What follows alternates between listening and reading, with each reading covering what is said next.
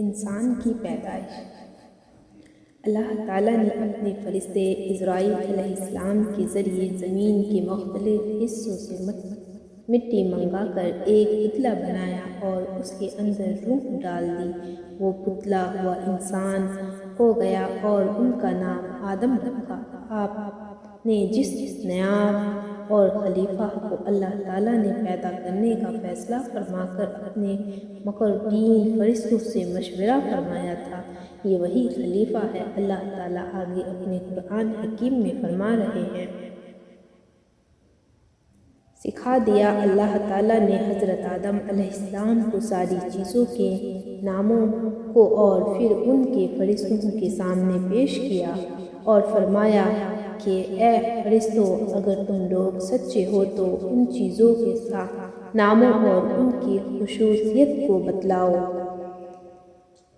وہ چیزیں جو انسانوں کے استعمال میں آنے والی تھی، اللہ تعالیٰ نے ان کے ناموں کو اور ان کی خصوصیت کو حضرت آدم علیہ السلام کو پہلے سکھا دیا۔ مثلاً یہ کھانے کا برتن ہے، یہ پکانے کا ہے، یہ پینے کا ہے، یہ کھیتی باڑی کرنے کے سامان ہیں۔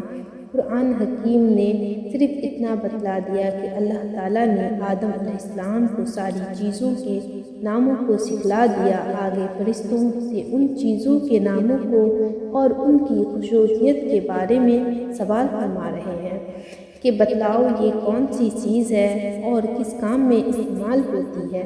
اس سے اندازہ یہی ہوتا ہے کہ جتنی چیزیں انسانوں کے کام میں آنے والی تھی، ان سب کو اسی وقت بنا کر اللہ تعالیٰ نے آدم علیہ السلام کے سامنے رکھ دیا اور ان کے ناموں اور ان کی خصوصیات کو بتلا دیا۔ اس سے یہ بھی معلوم ہوا کہ کائنات کی ساری چیزوں کے اصل موجد اور خالق اللہ تعالیٰ ہے۔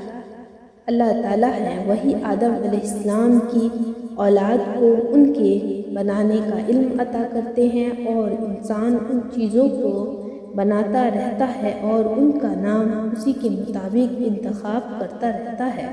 فرشتوں کو ان کے بارے میں علم نہیں تھا، اس لیے انہوں نے فوراً عرض کیا۔ فرشتوں نے عرض کیا کہ آپ تو ہر عیب سے پاک ہیں، ہم تو اتنا ہی جانتے ہیں جتنا آپ نے ہم کو علم دیا ہے، بے شک آپ ہی علم اور حکمت والے ہیں۔ سارے فرشتوں نے بے اقرار کر لیا کہ نہ تو ہم لوگ کو ان چیزوں کے ناموں کا پتہ ہے کہ یہ کیا چیز ہے اور نہ ہی یہ پتہ ہے کہ یہ چیز کس کام میں آتی ہے۔